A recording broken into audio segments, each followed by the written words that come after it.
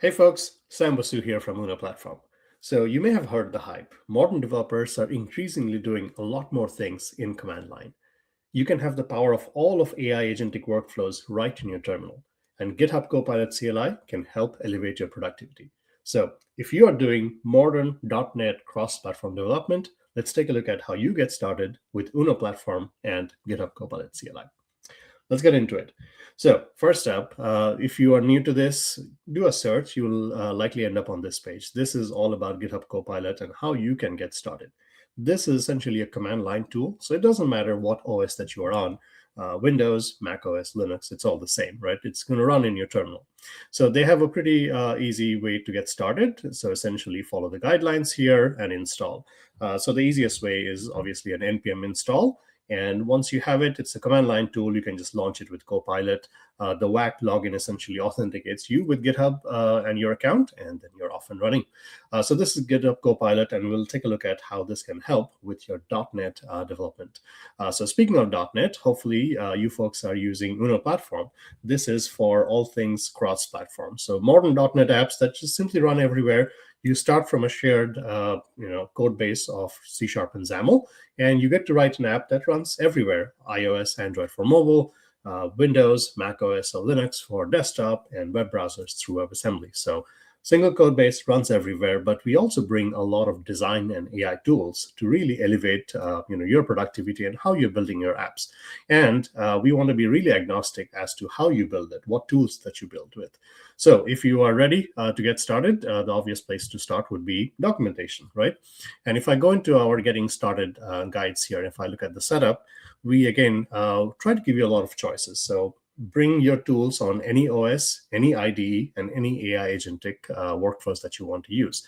And in there now is GitHub Copilot CLI. So how do you get started? Well, before we go into GitHub Copilot and get started, the first thing is you need to have some basics covered, and that is through UnoCheck. This is a command line tool again. Speaking of terminals and command lines that are so nice and productive these days, this one tool is going to get you all set up, because essentially what you're building is a cross-platform app which has dependencies on iOS or Android, Windows or Mac. So it's going to get all the SDKs, download all the bits, get the simulators, get everything situated for you, so you don't have to worry, right? So, and again, as you keep getting updates from different platforms, run UnoCheck again. It's going to pull down the runtimes and make sure everything is lined up. So run UnoCheck no matter what OS or what IDE or what AI agent you're using. This is your one place to get situated. Next up, we talk about how you can get started with GitHub Copilot CLI. So let's actually go in and I will walk you through what this means. Now, this being command line, we obviously want to be in my terminal. So let's actually start here. I have run the npm install, so I can now do simply Copilot, right, and get situated. So this is going to bring up GitHub Copilot. And again, it stays in your terminal.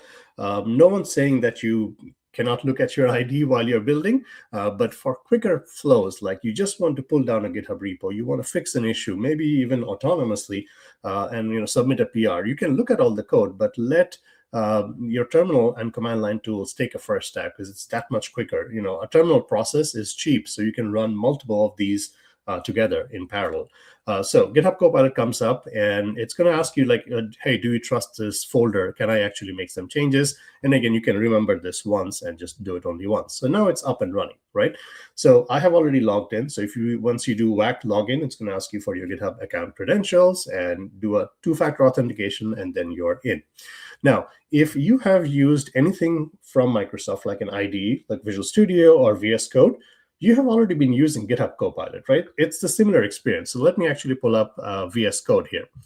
So this is my code editor of choice these days. But if I pull up the AI agentic flows, what you hear, and you can actually have multiple, AI agentic harnesses. Like I can sometimes use Claude Code.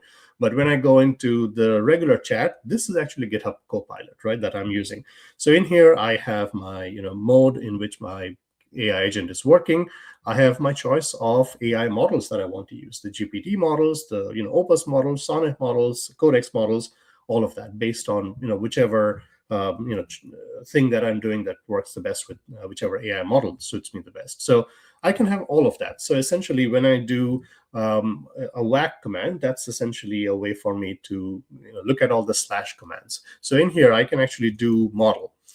So what this is doing is the same exact experience. This is the AI agent just in your terminal. And here you can choose whichever AI model, obviously, that works best for you, right? So I'm going to come out of that. Now, the other thing that you can do, and AI models and AI agents are great, but sometimes they need some help. So if I go back to the setup guides here for GitHub Copilot CLI, they talk about how you can launch a project, how you can pull down code bases, get working. But the important thing in here is AI could use a little bit of help, and that is in the form of MCP servers, right? This is Model Context Protocol. This is how AI is grounded with contextual information, so they don't, hallucinate, and they do the right things. So there's some help right in here as well. So if I go back to the UNO platform docs, let's look at UNO platform MCPs. So we have two of them. One is UNO platform, MCP, which is remote, which brings in the context of all of our docs. So AI agents can now do a search on our docs.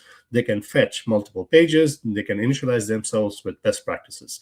And another thing that you really want to use is App MCP. This actually runs locally, and this is what gives AI agents some eyes and hands. They can actually interact with your app. They can see your app while your app is running, so you have more confidence in what AI is doing in terms of code generation. So there are things like taking a screenshot, clicking on things in your app, pasting in some text, interacting visually with the UI of your app. So these are two MCP servers. No matter how you're using, which IDE, whichever AI agent, these are two MCP servers that you absolutely must have.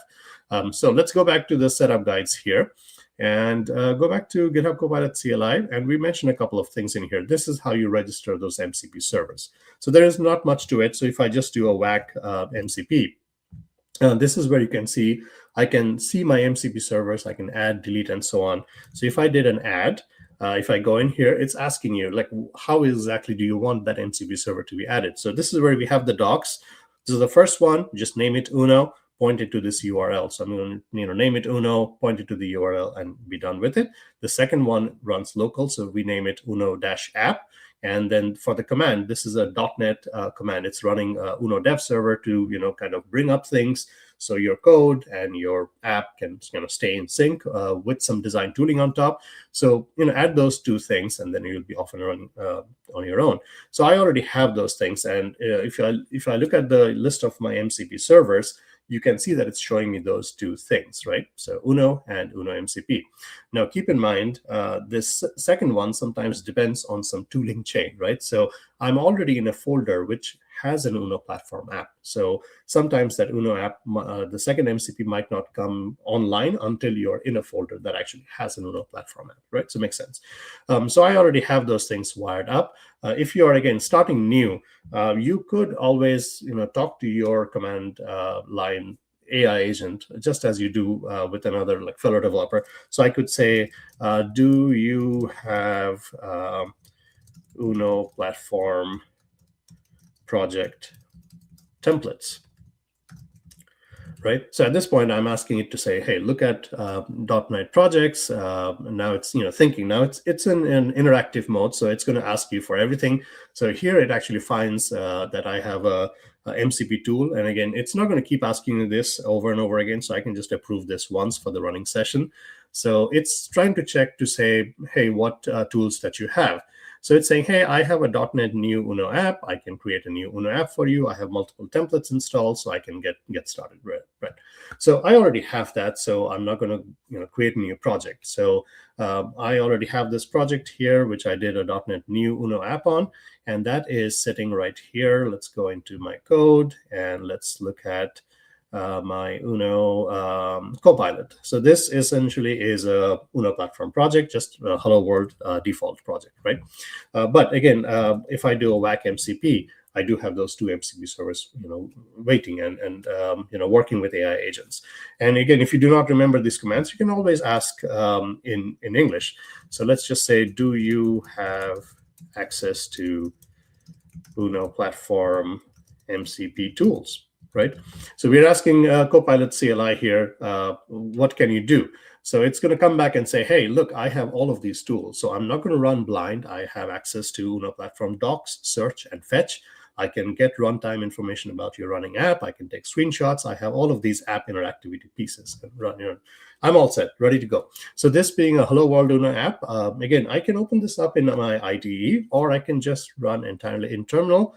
This has a very nice effect on running things autonomously, which I'll get to in a second. But let's just run our app, right? So let's see. Let's run this app on desktop. Now feel free to use Uno app _start. Now I happen to know the name of this MCP tool. That's what actually starts the app. It's listed right here. But again, you don't need to, and it'll pull it up by itself. But let's be a little bit more specific. On desktop with hot reload enabled. If I can type quick enough. Okay, so we are essentially in a folder which has an Uno platform app, and we are saying, hey, can you build and run this app, right? So it's going to look through our project structure. It's going to try to figure out, hey, this is a .NET project. I see a .cs proj file. I see some target frameworks, and now it sees that MCP tool, which is great. So I'm going to approve that for the whole session. And again, you don't need to keep waiting or have the AI agents wait on these approvals from you. You can just approve them once for your session or that workspace, and then it's good to go. So what it has pulled up is a little Uno platform app here. Like I said, it's Hello World. It has nothing else but just Uno platform and Hello World. I'm going to minimize this a little bit so we can see those two things side by side. So the app is running, and it's actually saying, hey, I need to be able to see the app so I can make sense of it. So it's actually trying to launch the next tool, which is a screenshot tool. So I will allow this once, just so AI can now actually see my app and actually figure out what the app is doing. So instead of me trying to figure it out, AI says, hey, the app is running. I see a default template, and I see that it says Hello Uno Platform. I see an increment counter button, and the counter says 0. So what you see here is an empty Uno Platform app, just says Hello Uno Platform. I did actually use Copilot prior to actually adding that button. So all it does is just increments the counter. And in this corner, you will see that it actually has hot design and hot reload enabled. So I can actually go into design mode while my app is running and change up app UI. But it's nice to have that green check, because now I know hot reload is connected. What that means is whenever I go into hot design, which is my runtime design experience, I can change up things in my UI, and wherever my code is, hot design and hot reload makes sure that my code is in sync with my design. Now that also applies when I'm using things in the terminal with things like GitHub Copilot CLI. So I can have GitHub Copilot make some changes in my code, and it's going to auto update while my app is running, because that hot reload thing is really nice. So it's already taken a screenshot. It has figured it out, like what it means. The app is running on desktop with hot reload enabled. So you can see what AI is actually reading. I can see the hot reload toolbar icon on the left-hand side. It's really seeing my app. With that, I can now actually interact with the app as well. Like, it took a screenshot, so now AI knows exactly what my app looks like and what it does. I could say things like, click on the counter button, right? So I'm not going to actually click on it manually because I want it to be done programmatically, right? So I'm going to fire this off and just do kind of hands off.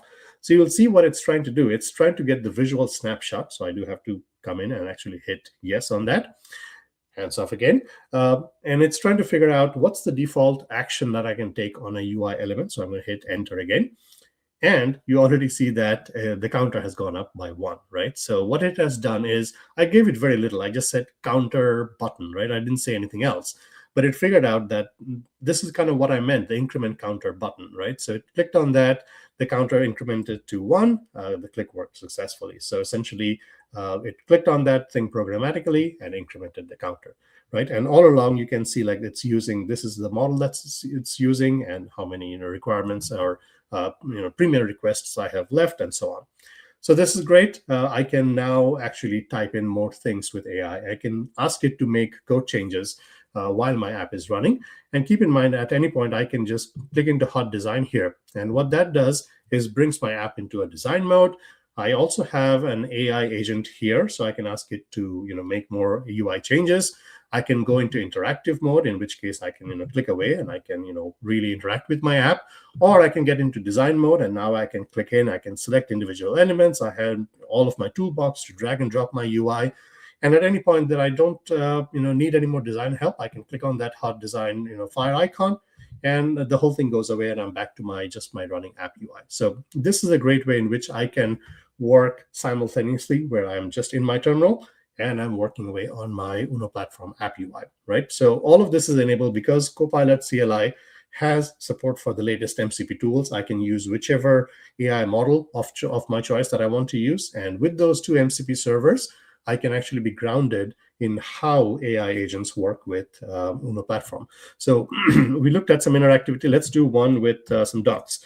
So if I do tell me about MVUX pattern with Uno platform. So this is a C# XAML app, and I'm doing MVVM out of the box. But what if I wanted to do MVUX, model view updated pattern?